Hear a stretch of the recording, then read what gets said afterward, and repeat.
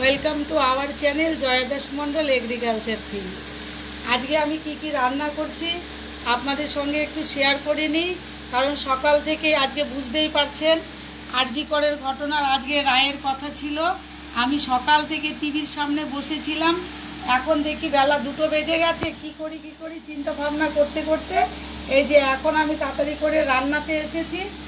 মানে তাড়াতাড়ি কি রান্না হবে সেটাই চিন্তা করছি। বাচ্চারা স্কুলে গিয়েছে, স্কুল থেকে ফিরে খেতে যাবে, সেই কারণে এখন আমি খুব তাড়াতাড়ি শুরু করেছি। এখানে আমার কাছে আছে কাঁকরোল।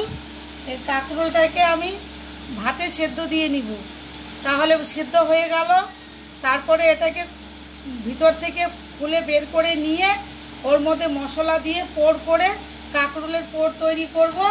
মোটামুটি 15-20 মিনিটের মধ্যে এটা রান্না আমার কমপ্লিট হয়ে যাবে। এখানে আছে আলু আর কোয়াশ। কোয়াশ কেন খেতে হয় আপনারা জানেন, আর আলু তো সবজির রাজা, তাকে ছাড়া তো কোনো রান্না হয় না, সেটাও আপনারা জানেন। এবার এখানে কেটে নিয়েছি আমি আলু আর কোয়াশ।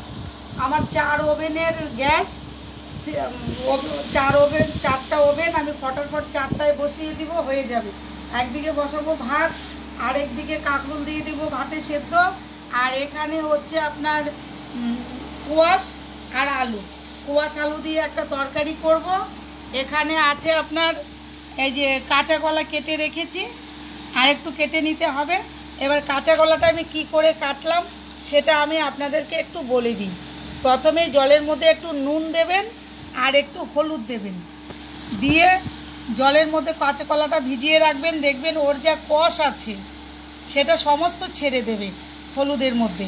আর কাঁচা কলা যখন আপনি ভাজবেন, কি পাঁপড় ভাজেন, চিপস করেন, যা খুশি করেন বা রান্না করেন, তাহলে কাঁচা কলা কিন্তু কালো হবে না। তো দেখে নিন। আর এখানে আছে আমার কাছে কাঁচা কলার খোসা। আপনারা তো জানেন কাঁচা কলার খোসায় সবথেকে ভাইটামিনস বেশি থাকে, সেই জন্য আমি কাঁচা কলার খোসাটাকেও আজকে বাদ দিচ্ছি না, সেটাকেও খাবো। তো এবার দেখে নিন আমি কাঁচা কলাটা কি করে কাটছি। এই যে আমি দেখুন কাঁচা কলাটাকে এইভাবে কেটে নিচ্ছি। একটু ভালো করেই কাটতে হবে, কারণ আঁশ থাকলে পরে ভালো হবে না। এখন এই যে আমি এটাকে আজকে আমি বেসন দিয়ে ভাজবো, কর্নফ্লাওয়ার দেবো সাথে। এই যে দেখুন আমার কাটা হয়ে গেল।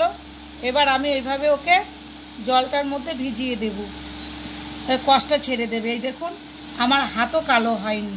তো যদি আপনারা মনে করেন, এই দেখুন আমি এই যে এইভাবে কেটে নিচ্ছি, আঁশটা ছাড়িয়ে নিলাম, এখন এইভাবে কেটে নিব।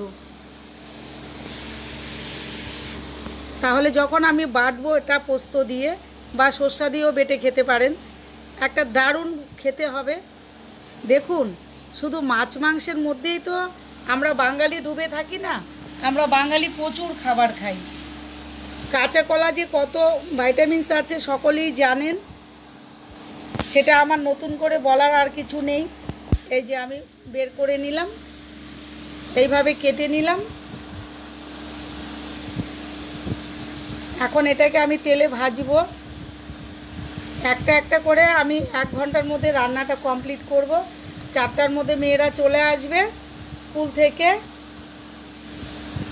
আমার 3টের মধ্যে, আমার 3টে থেকে 3:30টায় আমি রান্নাটা ফিনিশ করব।